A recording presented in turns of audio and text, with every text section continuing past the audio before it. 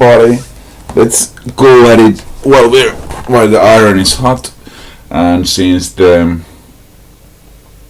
so many games to go through, and let's hope there's a little bit less of this extra shuffling around and more content. Okay, so we looked at Wooden Boss Ernesto. So let's look at the.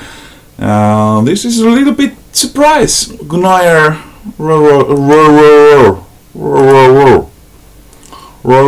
Rogers.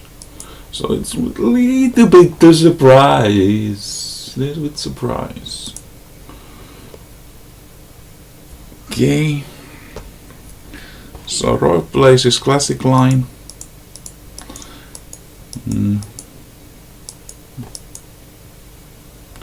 Neuer goes for some fast idea. Maybe. Road Rogers, it is possible to. This is also always like cause for discussion. You play same lines, you know them better. This is bittersweet like discussion. Like you know them better, but you might get surprised or out prepared or something. So, but personally, I play everywhere the same lines, and maybe it makes me shallower chess player, but also maybe more thoughtful and maybe learning, because it's such a long, like things like d4, c4, it's such a long stretch to really understand something like d4, c4, so it takes a lifetime, and especially when you don't have all the days to use for chess. So it's a decision, and here it seems to pay out. We don't have the game times, which would be a quite cool feature also, to watch them on FICS games. But here we're just for the entertainment.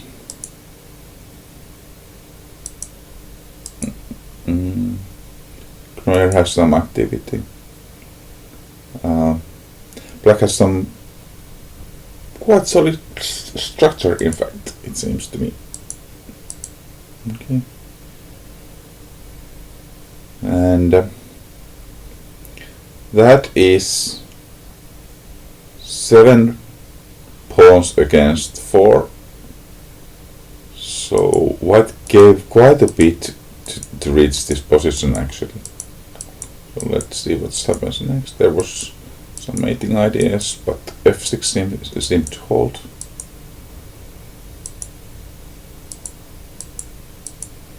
And some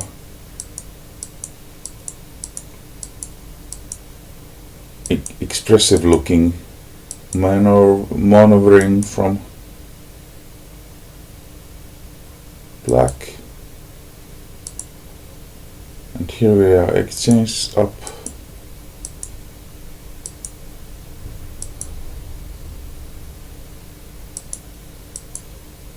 And it's looking quite good. This is quite a display from Black. Go, Roy! I hope I won't get really bad reputation for having some opinions, but Noel sometimes plays a little bit superficial. I feel a little bit that it could have been the case here. I don't know how the move times were, etc., but really nice from Roy. Should we check how the ratings were at times? Maybe we could do that.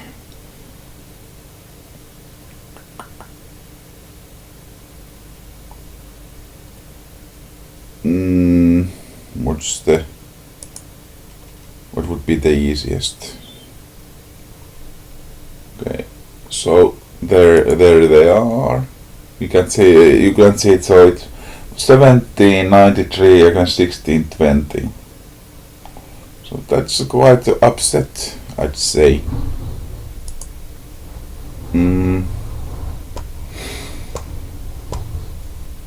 Let's give that also some emphasis. The big and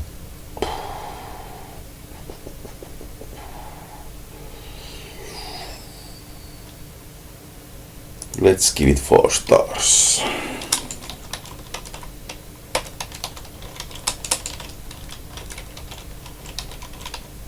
So I didn't give any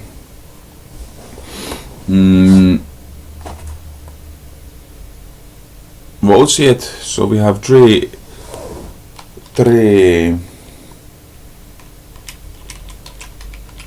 games holding the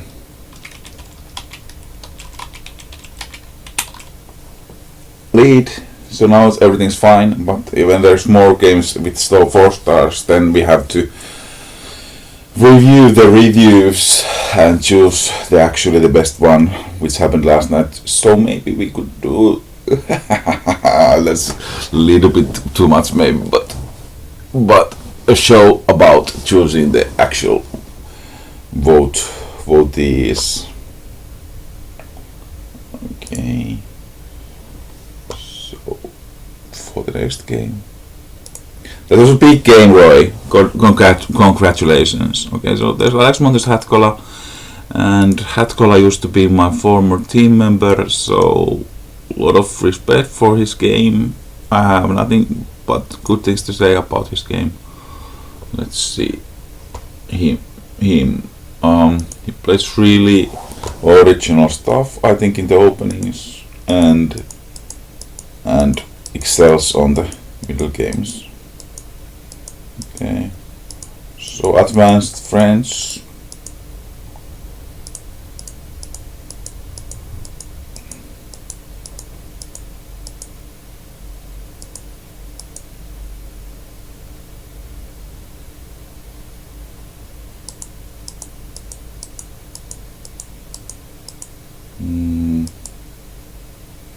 Things looked down on the green side. So yeah, this is something impresses me on Hatkola game. He has really good feel in his fingers on the piece harmonies and the right places, etc. So let's see how is the finish. And some punches are thrown here.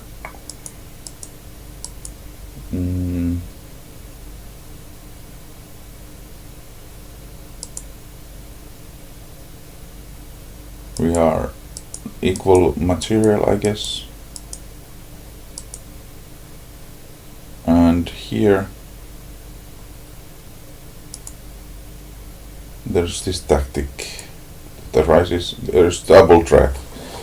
There's fork, and you can take. It's the queen, and there was a pawn also. So takes, check,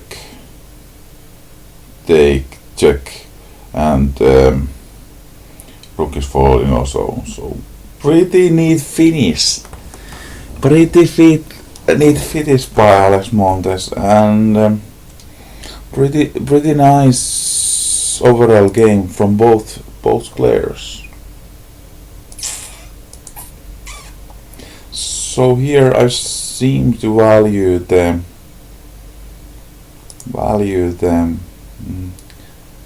final twist than turn it all around.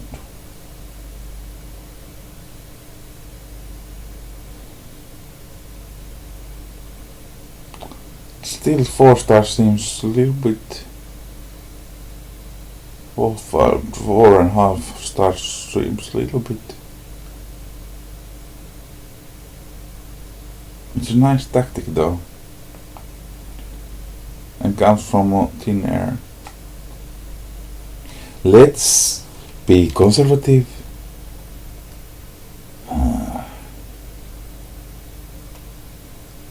It's It's a really nice shot though.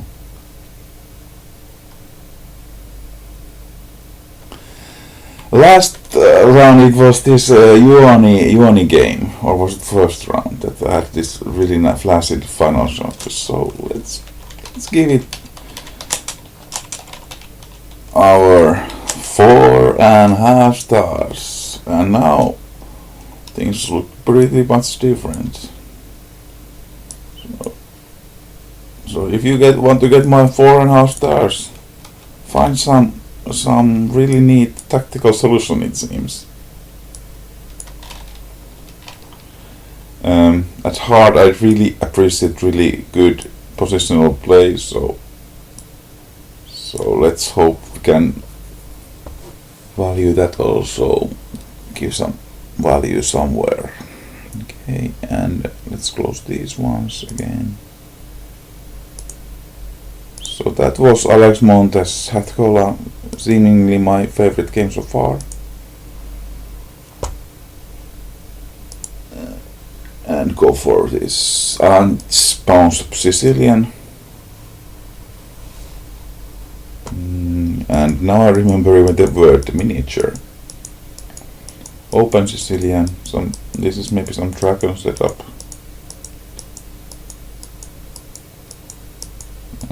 And get F5 in.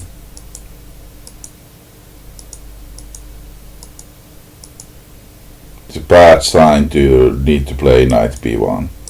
It's a bad sign. So, and here the bishop is lost. So pretty nice from black.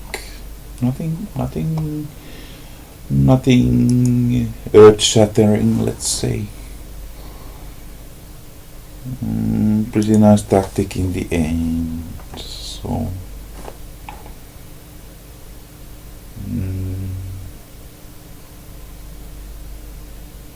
maybe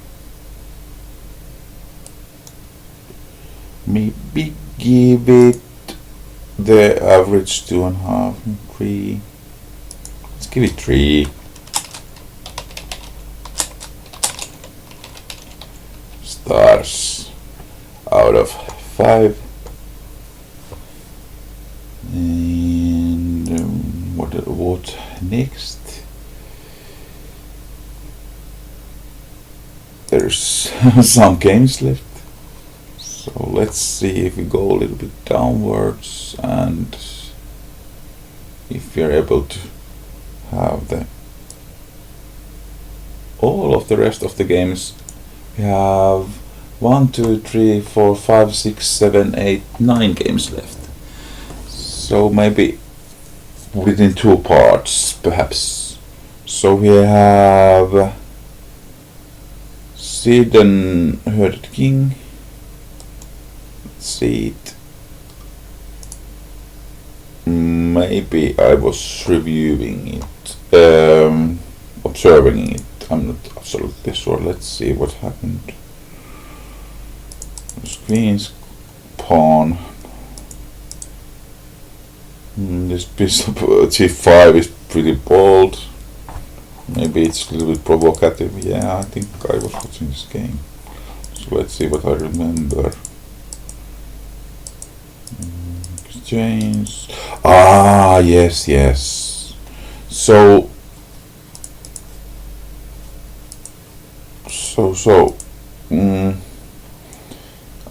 somehow I was really skeptical about long castles, but someone on the discussion assured me that it's best on Garo to castle the same side as the opponent. So. And the Queen A5 was somewhere on the lines. I was a little bit dubious, but it turned out it would have been quite good. I think specifically in this position, Queen A5 was really looking like something you could consider. You are attacking d4 and g2, and you look quite active, although I'm not sure you want to have queen in front of So in front of the rook. Okay. So it looks to me very equal. And like the grandmaster draw can be reached here. There was some idea that we could make something happen with white because we have these free moves there and black doesn't have many free moves left. But in this position, say, but if we have to give away the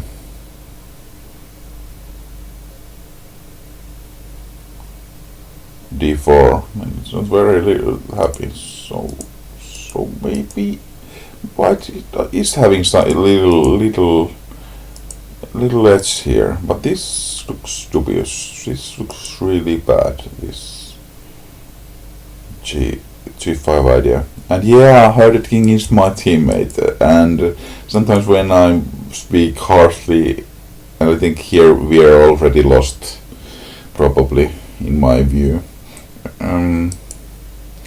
Give hard words or something. It's for just content. People are great and they are out here to learn, and it's great that they have a chance to learn, and etc. It's not so. I think it's good to hear where your mistake might have been, even you know it yourself, but then you actually might get the energy to look at it and maybe work on it and so forth. Here I was looking at king takes c3, but it's not good enough. It's just not good enough.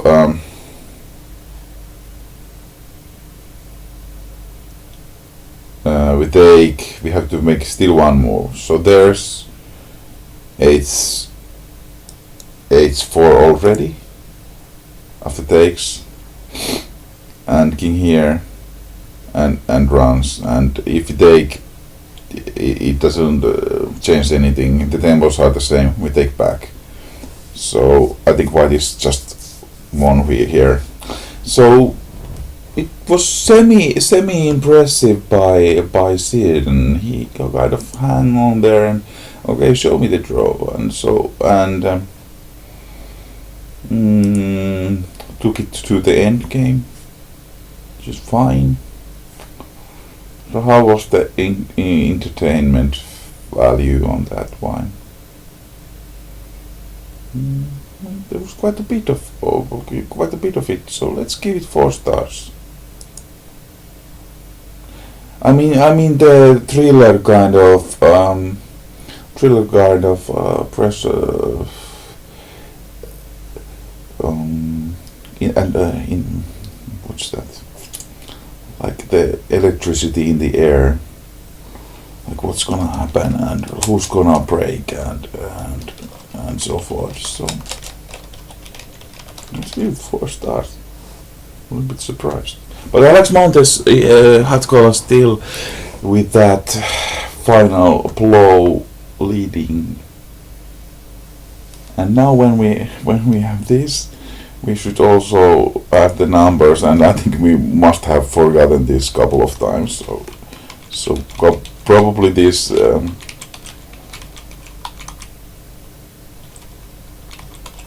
these numbers are not correct anymore. But we only care about the leaders because they get the votes. Okay, so that was.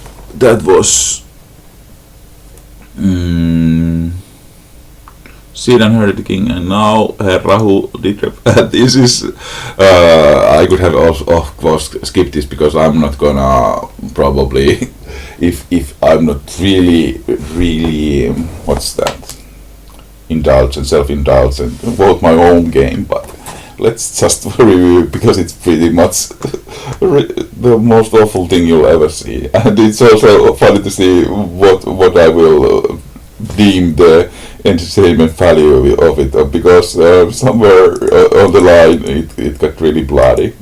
Okay, so white plays this really really humble try, but here soon he gets a little bit ambitious. Probably. So my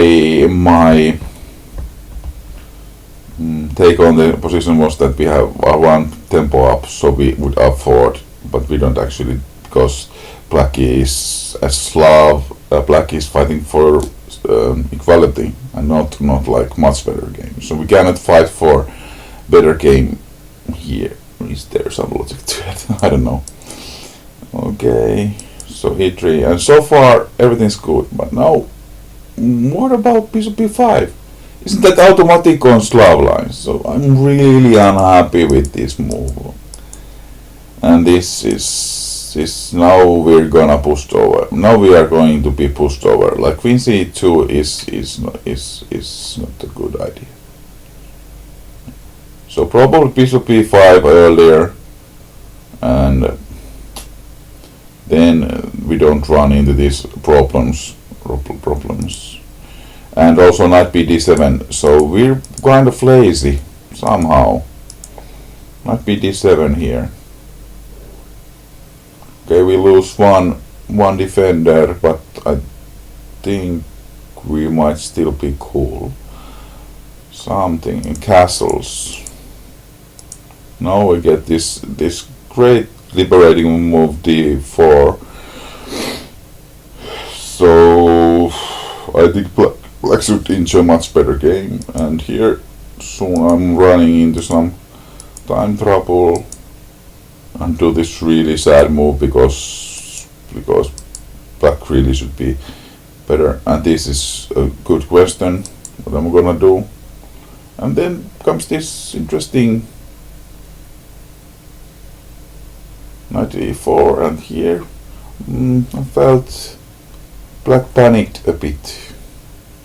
Just a bit, because after takes this one, we have this fork. No, we don't. Yes, after this one we have this fork. Okay, so I mean, bishop takes e3, knight f6 idea. So it's a little bit counterplay, but I was wondering what about bishop f5 here.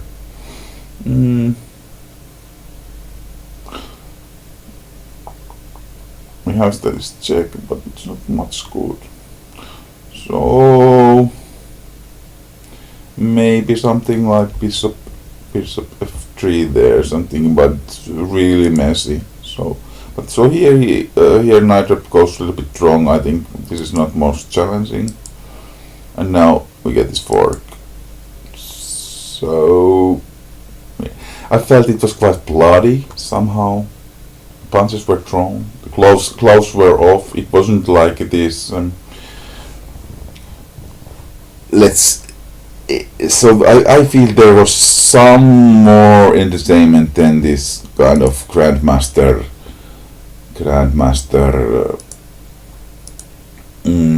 draws where there's not any life to it somehow.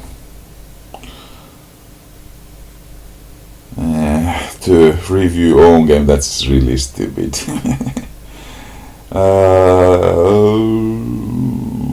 Maybe give it 3 stars still. This is maybe I should have just keep it. There you go. Okay, so I think maybe that's time to wrap up this one, and thanks for watching, and see you next time.